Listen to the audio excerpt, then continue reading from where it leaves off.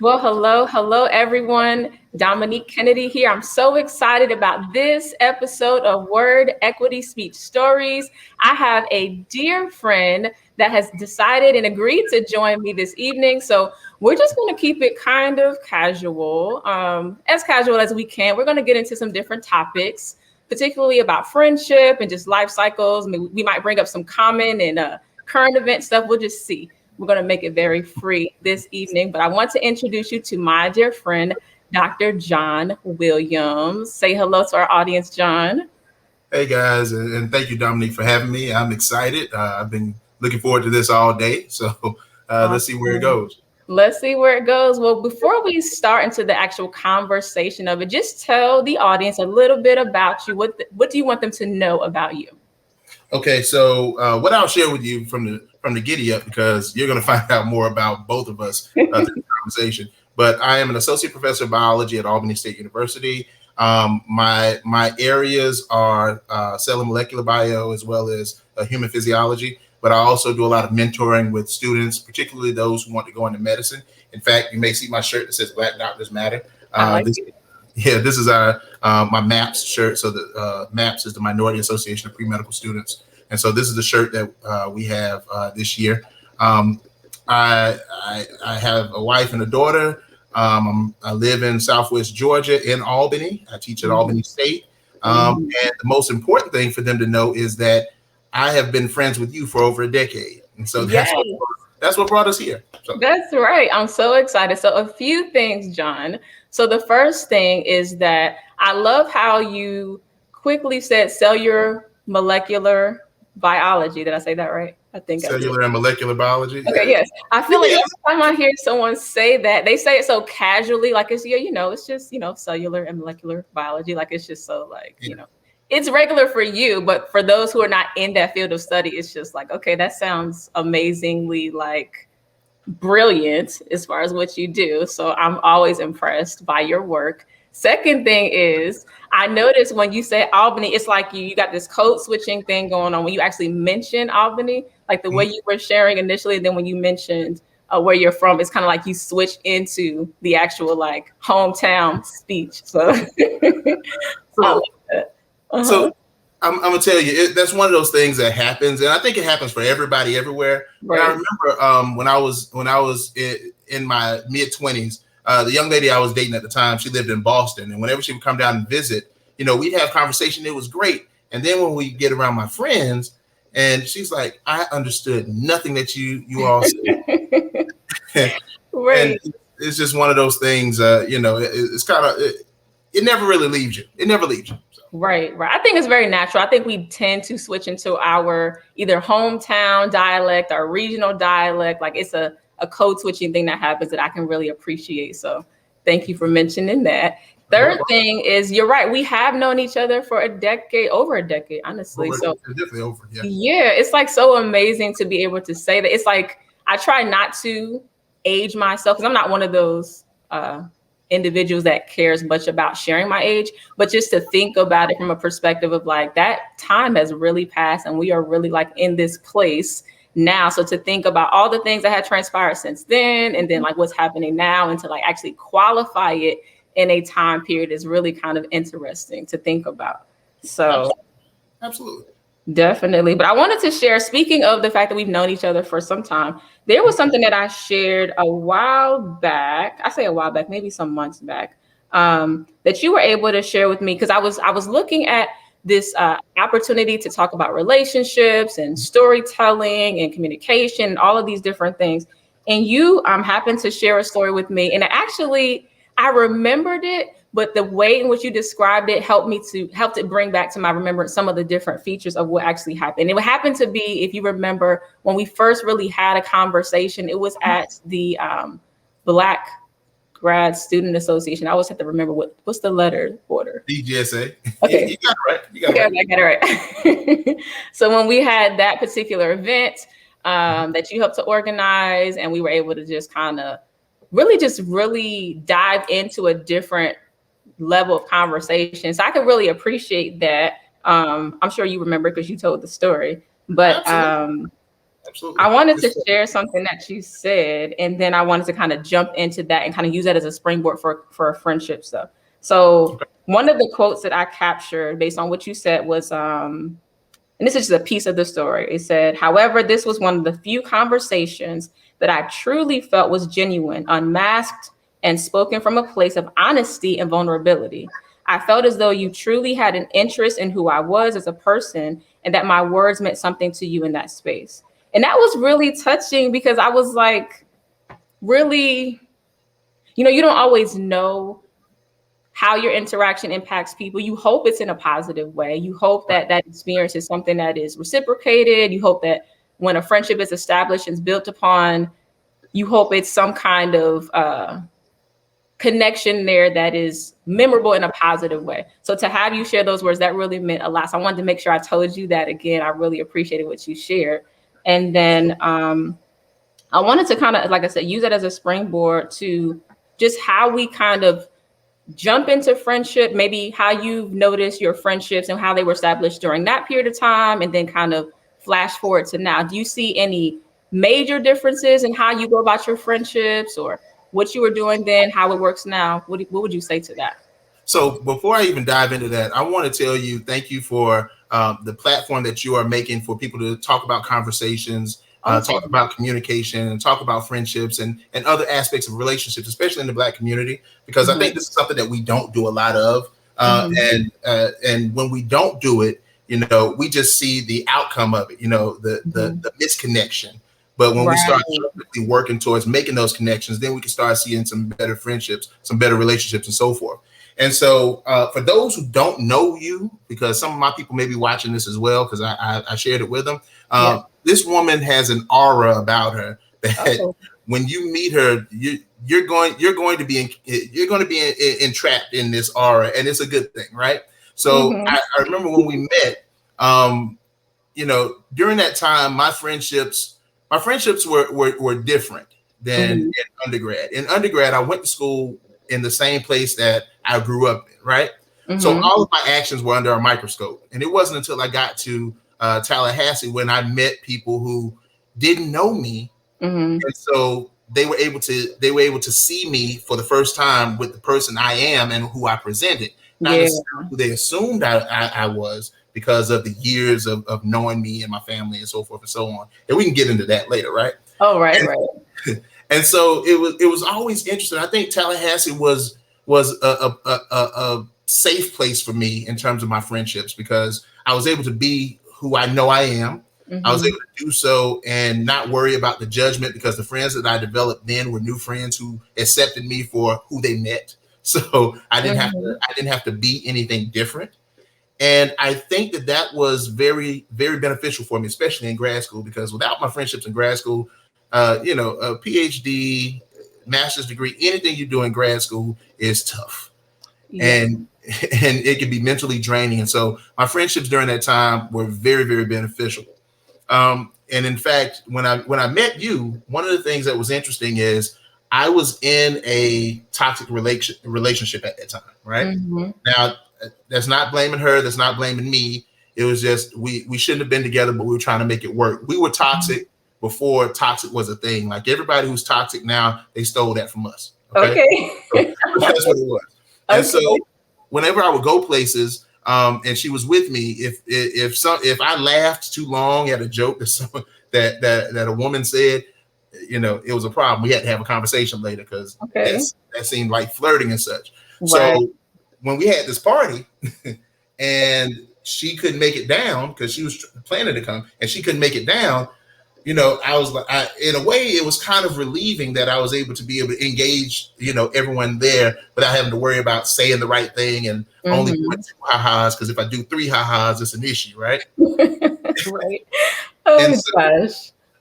And so that gets to how I met you, right? And so we're in the pool. Your now husband was there. You were there. I'm there. We're all just chilling, but we just struck up a conversation, and that aura that I talked about. It started off just a couple of, what do you do? What do I do? So forth and so on. 2 hours later, and we're still chatting, and everybody's getting ready to leave, and we had to cut it short because time was up. So I share all of that to say that my friendships back then were all based on genuine connection, not anything that was presumed about me or that I presumed about anyone else. But we met everybody that I met at that time. I met them where they were. They met me where I was, and we accepted each other for who we were at that time and who we were going to grow to be, rather than what people around us said we had to be. Right. And so I just threw a lot out there, but yeah. I love that. I love that you held me accountable. I love that you didn't allow me to just gloss over like this powerful statement that you made and just giving some back history as to how that came about, but also like the status at that particular time. So thank you for that. And also thank you for what you shared, John. I really genuinely appreciate the words that you shared. I genuinely appreciate your friendship. So to even, again, get a glimpse as to the impact that a conversation can have on a person, the impact that, just really thinking thoughtfully about your words and being genuine and authentic, really showing up in that way, what that can do and the lasting memory that it can have. That means so much. That really means a lot. And really, you spoke to the platform itself, and I thank you for that. The Word Equity Speech Stories platform is really based and centered around communication, specifically communication being the cornerstone of strong relationships. So I think this is definitely a testament as to how that can look, how that can show up for different people. So hopefully people get more of a glimpse of that as we continue talking. So thank you for that. Well, you did put out some different things. I wanted to definitely consider some of the things you talked about as far as like being able to show up as like yourself, not like the representative that people put out there. And it takes opportunities to be willing, to show up as your authentic self, but also feeling as though like the space is created, the space is cultivated for you to do so. Do you feel like there was a particular mind shift that you had having known that you were able to show up in that way during that time? Or do you feel like it was a combination of your mindset and what was established through maybe the spaces that you frequented? Like, tell us, what do you think? Yeah, so it was definitely a combination of both, right? Mm-hmm. So my mindset had to shift a little bit because I realized once I got out of Albany, I realized that the person that I am had outgrown a lot of the expectations that people had of me at that point. And I had to get away from there in order to kind of grow into who I was going to be. It was delaying my maturity, right? And I don't mean that I don't mean that to knock Albany, because I'm back here teaching, but I'm back here with a different mindset, one where I'm not necessarily worried as much about who you knew me to be when I was younger, right? Because yes, I was a nerd back then. Yes, I played sports. Yes, I was in school. Yes, I got good grades. And so the fact that I would go out to clubs, or the fact that I knew how to play spades and all this other stuff that people thought nerds don't do, I was kind of tired of having to deal with you different than what I thought, because I'm living up to this model over here, and I was just being human. And so being in Tallahassee allowed me to be human, but it also allowed me to understand that you can't please everybody with who you are. Exactly. Right? And so rather than friendships that were based off who people assumed I was, now it's developing friendships based off of who people knew me to be when I was able to be authentic, right? Right. And I had to learn that some people won't like the authentic me. Some people are going to be like, wow, I really want to get to know this guy, right? And it's not for everybody. And now I'm at a point where I understand that. It used to bother me when somebody was upset with me and a friendship kind of broke off, or we kind of went in different directions.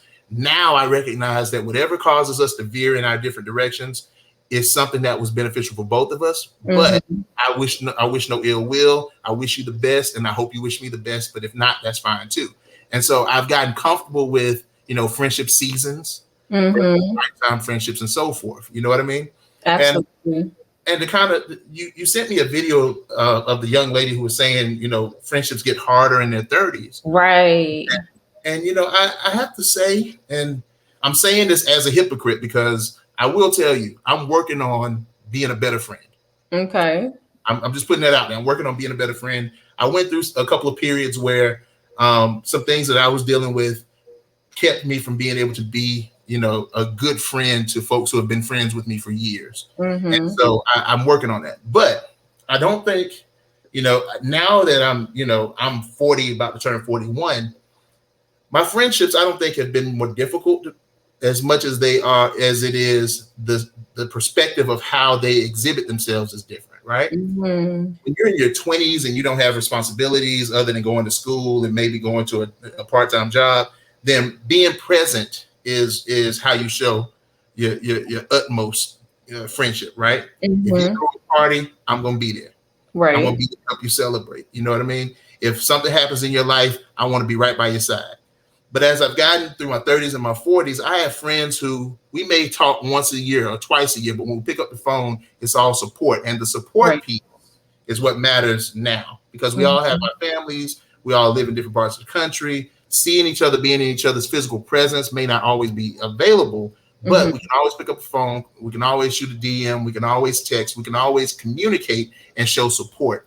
And so I think my friendships now, uh, I hope that my friends know that I support them, Mm-hmm.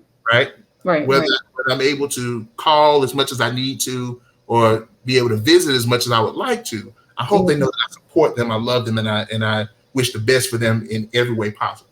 If that makes sense. Absolutely. Absolutely. That makes complete sense. And I love the way that you frame that. That's a term as far as like I'm working on that. We use that in our house. I say that when I think about it, kind of like helps to take the pressure off of the situation. It helps to be just it keeps you accountable, but it's also honest. Like I'm working on that. It's something I'm continuing to kind of just being mindful of. I think that's such a great way to frame that. And I think too, when you think about friendships, it's like, there are seasons, and I think that's something to embrace. And I also feel as though the way in which we go about friendships, it's kind of two-sided. So it's the way you show up based on like what's happening in your own personal dynamic and just how you have learned to demonstrate yourself as a friend, but it's also considering what that particular friend deems as being a friend and how to meet that, the balance of that, not doing it just because only for the sake of this is what they like. So if I don't do it, then they're going to think we're not friends anymore versus,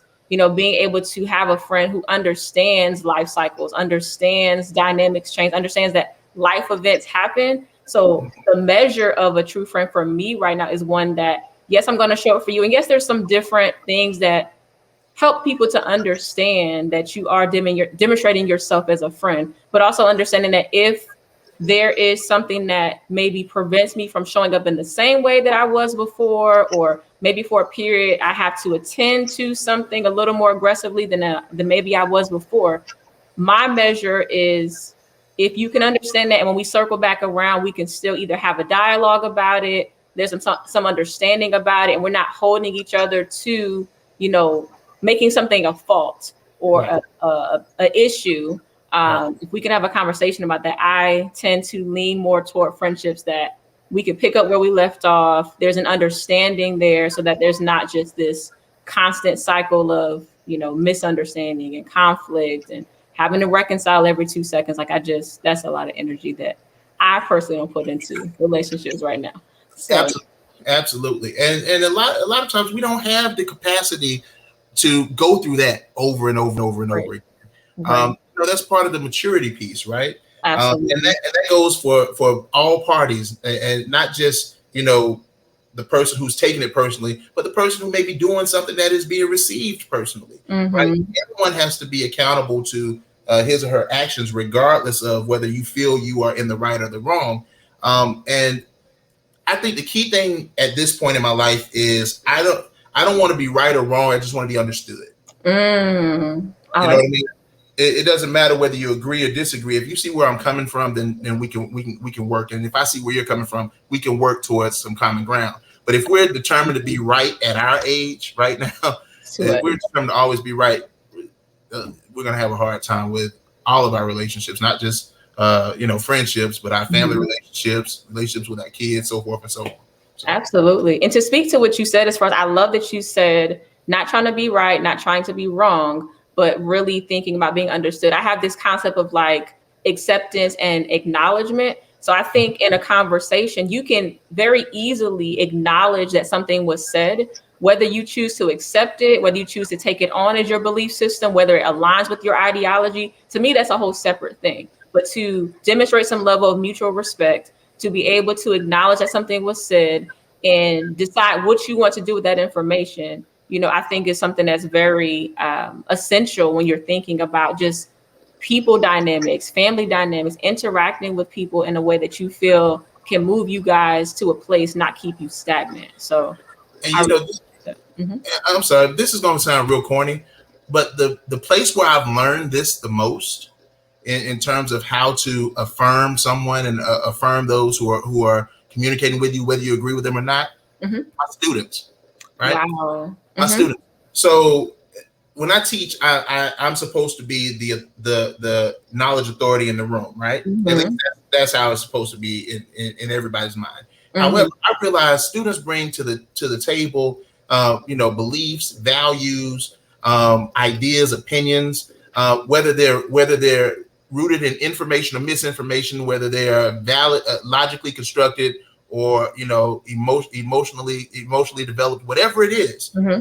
They bring that to the table, and I can't assume that they're just going to automatically accept what I say as law. Right. And if I come with that antagonistic mindset of I'm right, you're wrong, then we're never going to be able to engage in a way that effectively builds that student up in my classroom. Right.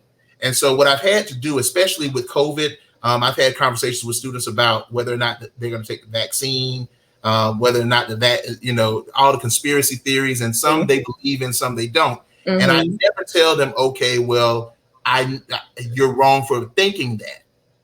But I will affirm that, hey, I understand your hesitancy. Let's walk through that. Let's process that and walk through it. And that has allowed me to recognize that, getting back to that point, just being understood matters more than whether you're right or you're wrong.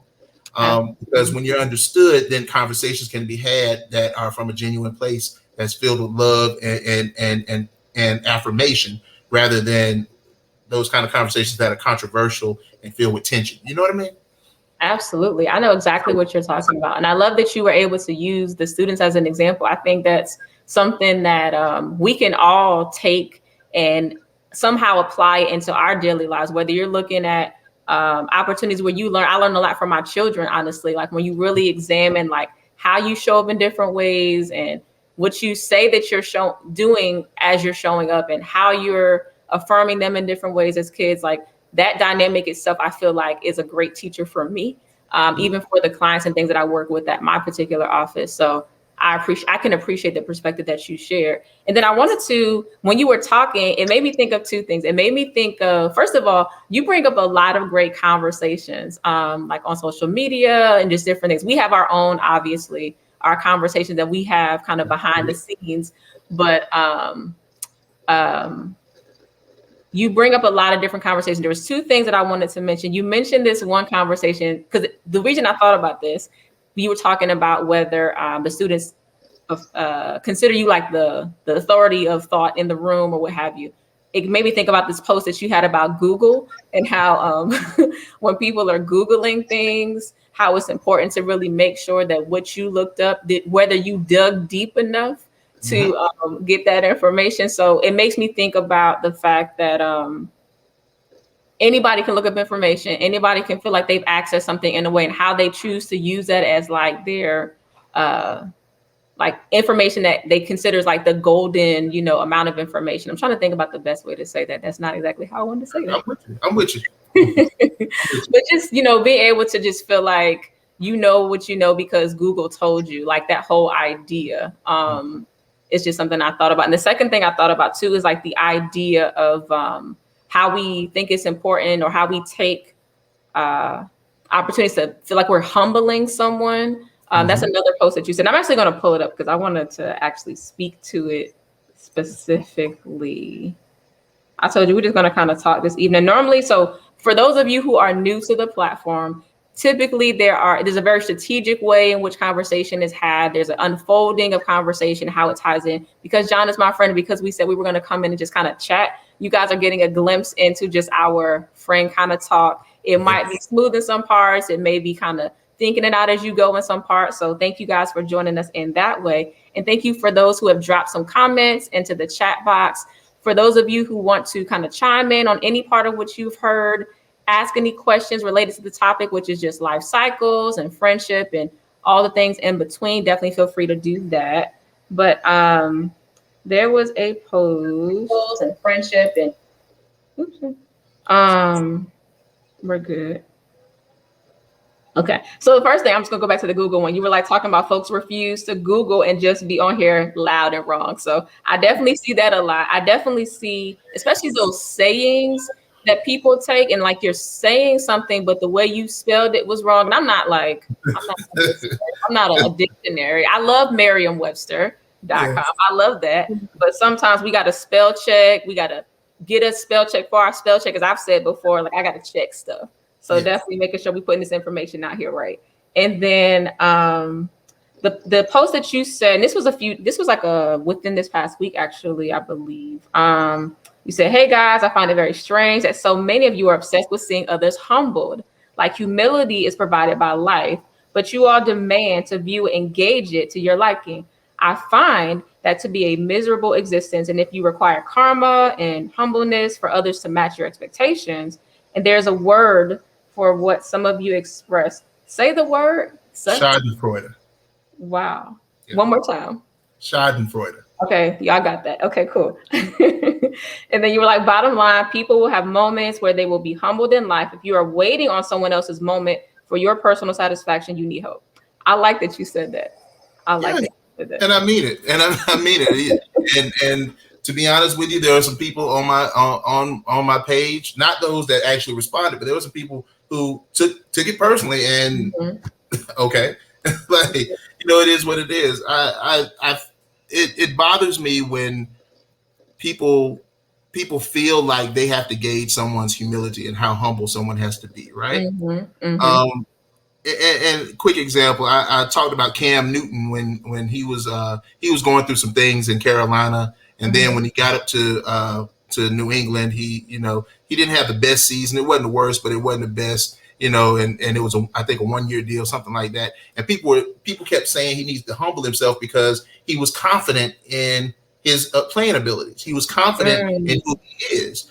And it bothers me because what it really turns into, if I need to see you act more humble, then that's an insecurity in me. Yes. There's something about what you're doing that I feel like you're too sure of yourself. When in actuality, I should want to be more sure of myself. I hear people talk about imposter syndrome all the time, right? And we throw it out there and we talk about it, but then we get upset when people actually are confident and know what they're doing, right? And they're confident in what they're doing, and I shouldn't have to see you in a moment of a lack of confidence to feel better about myself. Right. You know what I mean? I shouldn't have to see that. You know what I mean? And if I do see it, that shouldn't bring me any joy either. Exactly. A quick example. There are people who wish death on Donald Trump, and there are people who wish that Donald Trump would be reinstalled as president. I don't care what happens in his life. If he gets prosecuted like they're trying to do, cool. If he gets off, cool. I'm just glad he's not president anymore because I think we should move on. I don't care what happens to him. I'm sure in his private life and mentally, he is dealing with a lot of things that he's not showing because he has a persona to display. I don't need to see him broken. I just need him gone. Right. And that's what I think my issue is with people who are so tied into having to see people humble. Because what ends up happening also, especially if they know you, they'll end up trying to speed up or accelerate your humility. I've seen that happen as well. And that's the kind of thing I don't like. I got a very good friend here in Albany who's in the political circuit. I won't say his name, but brother, I'm referring to you, and I love you, right? So, and every time he posts about things that are going on in the city, there are people who are supposedly his friends who are jumping on there trying to tell him, you think you're so educated and Hmm. You think that you're not everyone else's, and he's just sitting there laying out his ideas in a way that makes sense, but also is very in a very educated but sensible format, Mm-hmm. and you can see through. They are very upset that he is confident in his beliefs and in his understanding of what's going on here in Albany, and that Right. bothers me. It bothers me that people are so tied up into that and not listening to what he's actually saying, and they're more upset at the fact that he's confident in doing it. Wow. That really, that kind of contradictory approach, we I definitely have some thoughts about that. I wonder what measure people are using. Like, so you say, you don't want someone presenting themselves in a way that is degrading or demeaning, or you say you don't want someone to present themselves in a way that is, kind of elevate. Like we do this whole like level up, elevate, whatever kind of thing. But it's like, where does the bar stop to where they're no longer in a place where you feel like, okay, you're doing too much. Like that's far enough. Like Right. who can set that for any person? Like you have to know for yourself, like what it is that you're aspiring to do, be confident in what it is that you are moving toward personally, professionally, whatever, and to want to see someone be on the level that you are at just because that's where you are. Because if you choose to take that next step in whatever elevation or whatever leveling up you're doing, then you want to pull people up. But it's like, then you wonder why, they're not rolling in your circle anymore. So to be in a place where you feel like people can only show up to the degree or level that you feel is necessary, or to the degree or level that you feel is um, relatable or necessary for that particular time. I think is very limiting. I think it's very backwards. Right. Um, I don't quite understand that. Um, it's just interesting to really see that and to not be able to just see people win and be happy for them, or see people elevate to a certain place, or maybe come to a different level of understanding and acknowledge that that's where they are, whether you agree with it or not, whether you agree with the gentleman that you were mentioning, his viewpoints or not. The fact that he can strategically, as you shared, and confidently say his points, lay it out.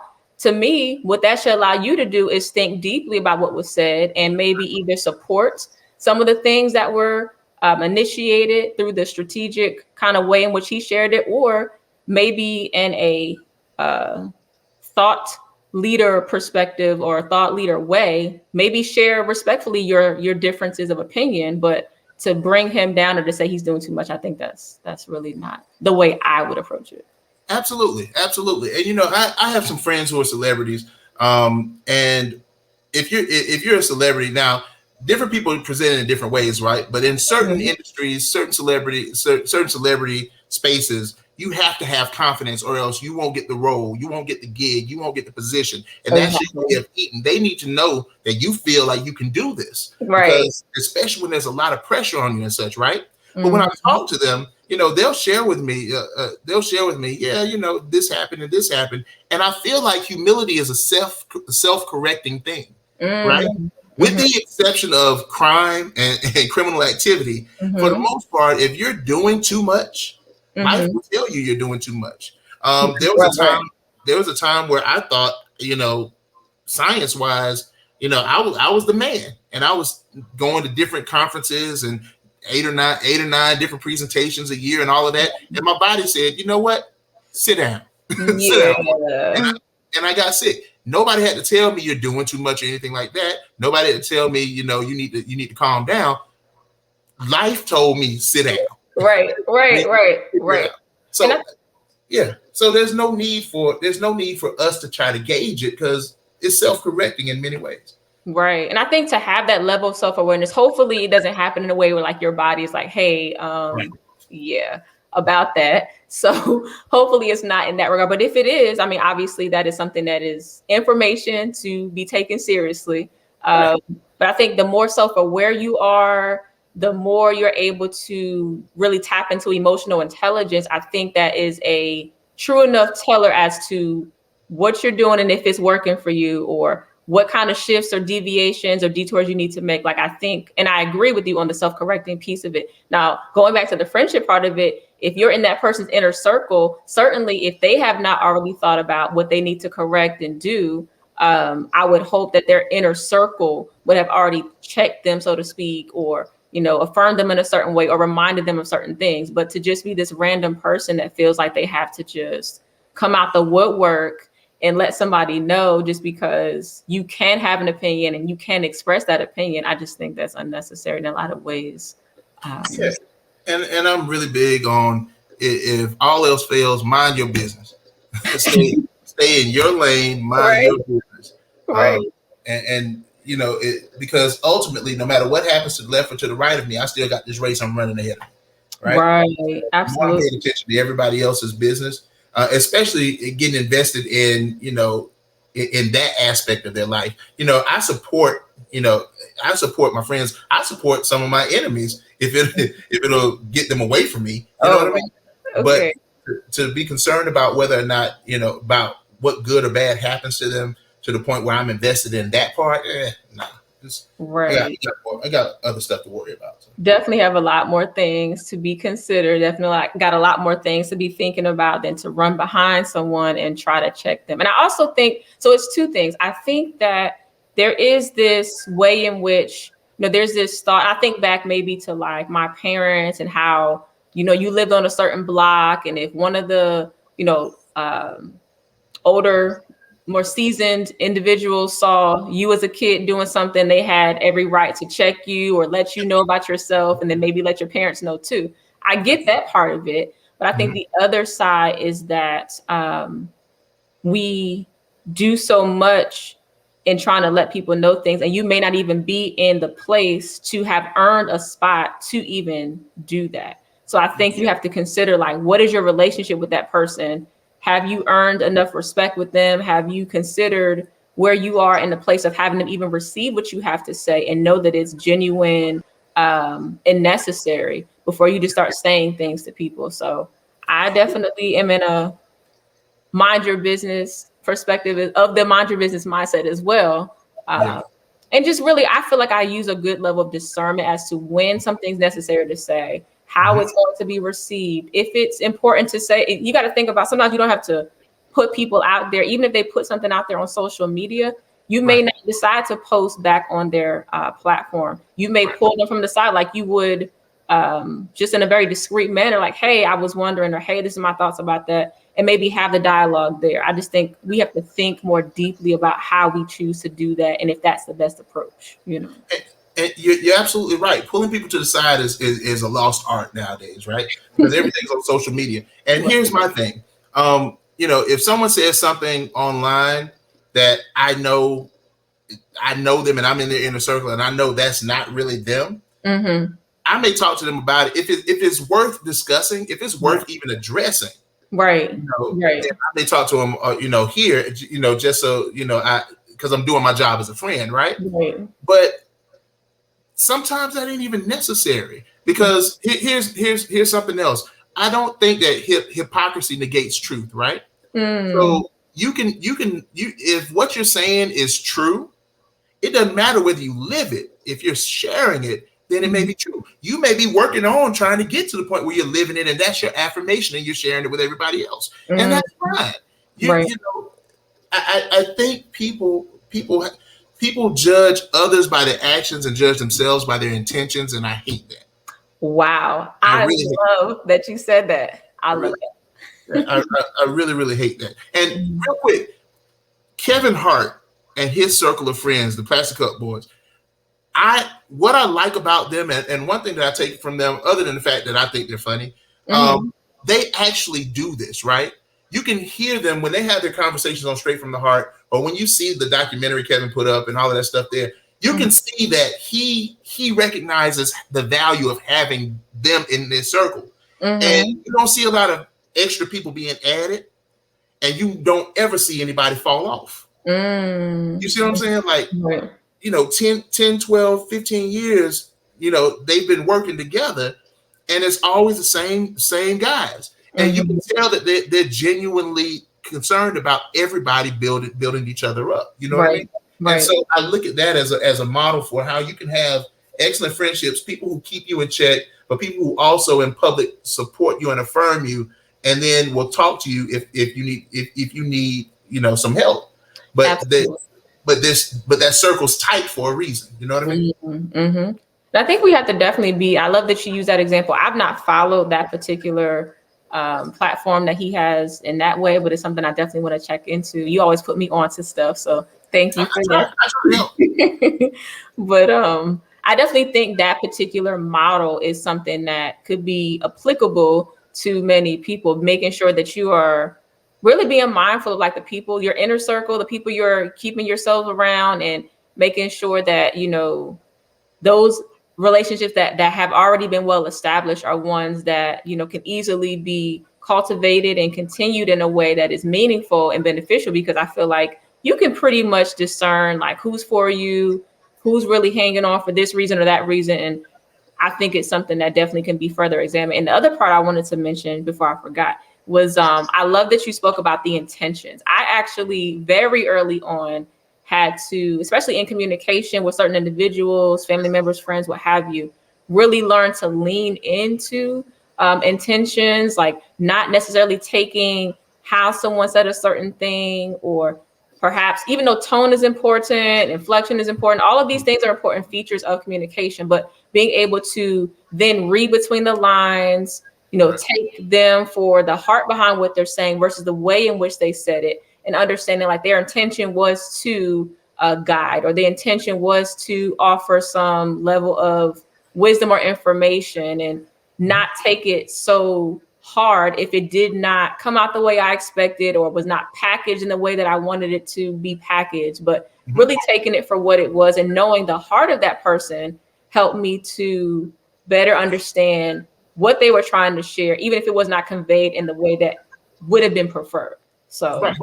And what I've also had to learn is you can't also use past interactions as the translator for current interactions. Because I've had situations where people have told me the exact same thing, but they were telling me for different intentions. One set was trying to tell me to tear me down, and one was trying to tell me the same thing, but to tell me because they cared about me and they wanted to see me elevate beyond where I was. Right. And same information, intentions are different. And I had to check myself and say, this group over here, I know they're hard enough to know that they didn't mean any harm like this person over here did. And I think in relationships, that's really important, especially if you've been in a traumatic relationship and then you get another relationship. That first argument in the new relationship where y'all really are meant to be together, that first argument is difficult. It's like you start thinking about all the stuff that was said to you before, all the stuff that happened to you before, and you're carrying that intention in, and this person may not necessarily have that, and so you're punishing this person for the intentions of the last person. You know what I mean? Absolutely. So Absolutely. I agree with you. Like having other things inform you, like taking a relationship for what it is and what it offers, and really being able to dig deeper into the intentions of that specific individual, the heart of that individual, the experiences that you have had with that one person. Certainly, like being able to use previous experience as a teacher is important, but that goes only so far, because when you start piling on old things and allowing those old things to inform you in the new situation, it's not giving that individual person an opportunity to really be understood from a perspective of how they would choose to show up in the conversation, or, only thinking about, well, you said it like this, and that reminded me of how so-and-so said it like this. So you must mean it in the same way, when it's not the same in every situation. So absolutely. I can respect that. I can definitely respect it. And I want to jump into the chat real quick. Had someone chime in and say, my friend's mother had a lot of wisdom. One of her sayings was, it takes all day to mind your own business. That's a good point. I like that one. I like that a lot. It takes all day to mind your own business. And I think, honestly, when you are like moving in a way, forget like trying to humble yourself.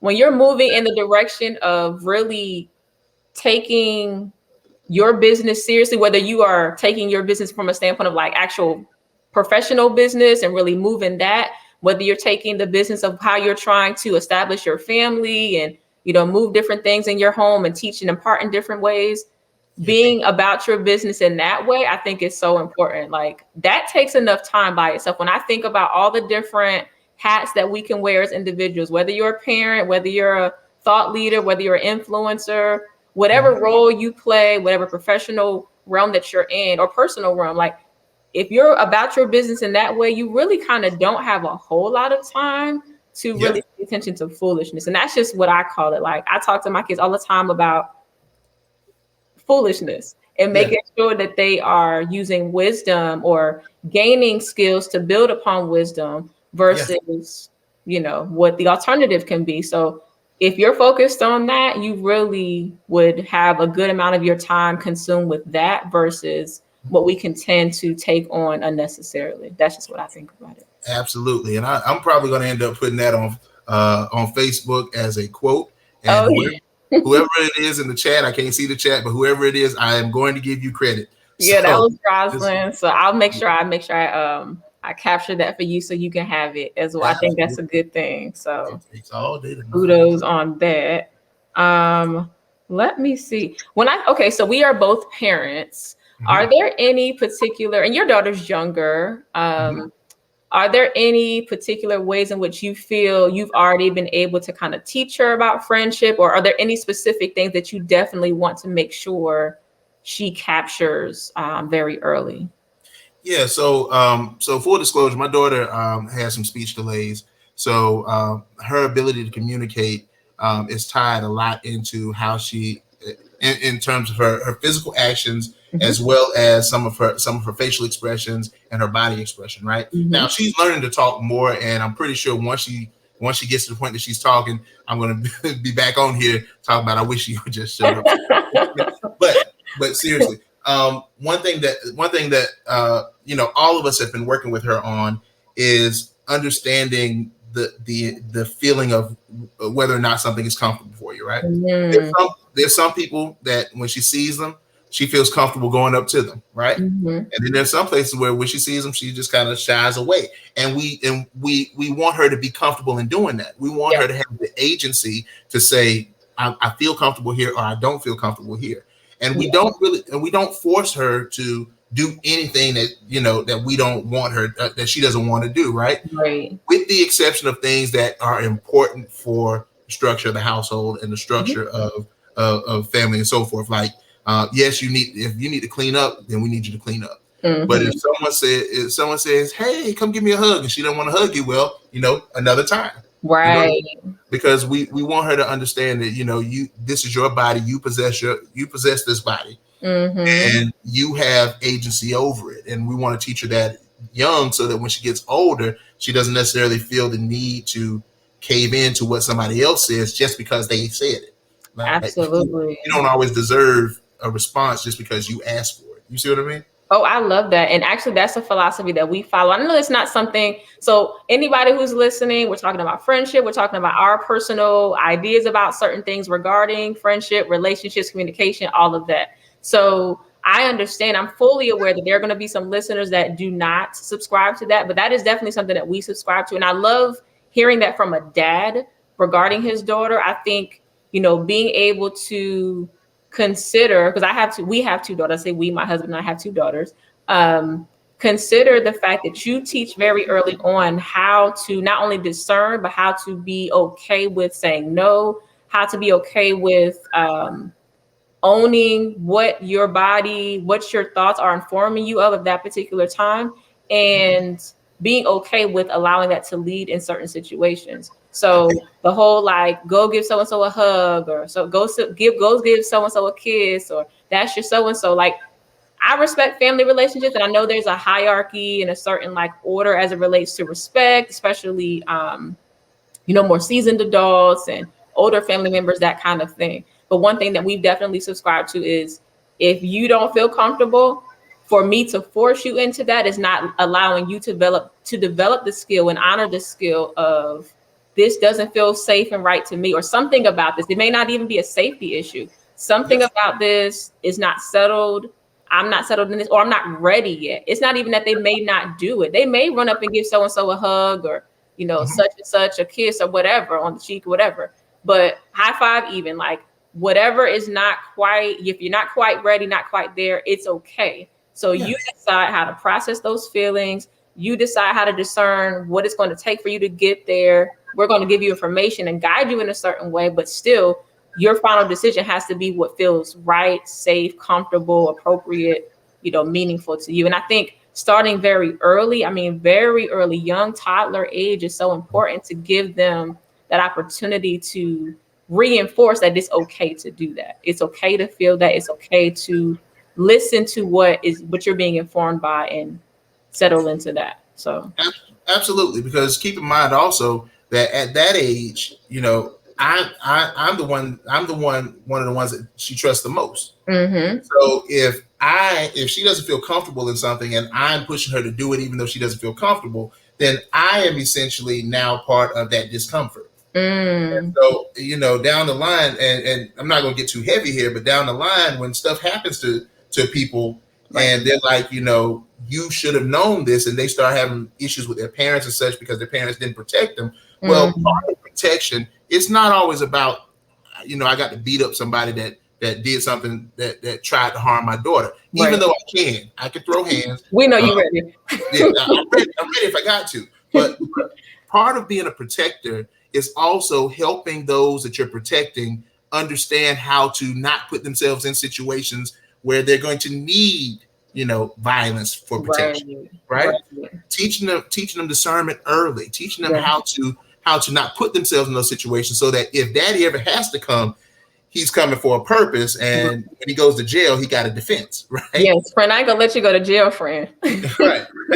But and that's always been how I've been. Like, there have been plenty of times where I've been out, even with my friendships. I've been out with people who, something happens and we could fight it out, but I'd rather talk it out. And a lot of people say, well, that's not alpha male energy. Actually, it is, because if you're getting everybody home safe, right? If you're helping your daughter understand how to deal with situations so that there's less likelihood that you'll even have to step in, that's better than going and always having to fight physically to protect people. Absolutely. You know what I mean? Teaching them how to be able to help themselves until you can get there, right? Absolutely. When she's old enough, I plan to put her in martial arts. And she's pretty good with kicks and punches now. Like, she has some heavy hands. Okay. But my thing is, I want her to know that daddy loves you, daddy protects you. And I want her to also know that daddy wants you to know how to navigate this world. And I want to start now with her knowing that, I'm helping her get ready for life. Right. I love that. I think it's such a beautiful thing to be able to connect with that idea, connect with what's important to you, those strong points as far as the things you want to instill from a level of friendship, from a level of self-advocacy, just safety, understanding, honoring her voice, all of those different things, and being able to express that, being open and transparent about how you express it, I think is so important. So I love everything that you shared on that. Absolutely. Man, we're approaching this hour. Let me see, because we can. Okay, time just goes. Let me see. If there was any other particular thing I definitely wanted to hit. I want to point out something really quickly. Yeah, absolutely. I need whatever ring light you're using. Oh. Because when I tell you this melanin is flawless. Oh God. Yeah, and I'm gonna say it, and you can blush all you want to, but I need that ring light because I need my skin to glow like that. Well, I appreciate you for saying that. Listen, I have to ask my husband. He is like the technical one in our home, so any kind of equipment, any kind of setup, he's always about that on any kind of set. So I will definitely make sure I send that information your way. I appreciate it. I'm glad my settings are right. I'm glad my settings are good. Absolutely. That's awesome. Well, you know what? We could be here probably half the night, John, but I'm going to definitely close out here. I definitely hope that those of you who are able to jump into the conversation, that you got some really amazing gems, some great nuggets to take along with you, or even if it was just something you were like, hey, I can relate to that. We appreciate that too. If you want to join the conversation, continue to follow Word Equity Speech Stories. All of the podcasts and broadcasts are posted on YouTube. again, by searching Word Equity Speech Stories. I want to give you, John, an opportunity to share with those who would be interested in reaching out to you how they can find you. Yeah, so you can find me on Instagram. My handle is at John from Albany, all one word. John John from Albany. You can also look up John Williams, but you got to type in some things on Facebook, John Williams, and then Albany State, because John Williams is a very, very common name. You're going to get like 10,000 people. So that'll narrow it down. And those are the two main social media platforms I use. Also, if you're interested in reaching out as far as what we do at Albany State, for the pre-med students and some of the initiatives we have going on there, feel free to email me at john.williams@asurams.edu. That's john.williams@asurams.edu. And hopefully, Dominique, because there's so much more I know we can talk about. Hopefully, with season 2 and moving forward of your podcast, when we get to that point, hopefully, we can do this again for round 2 and so forth.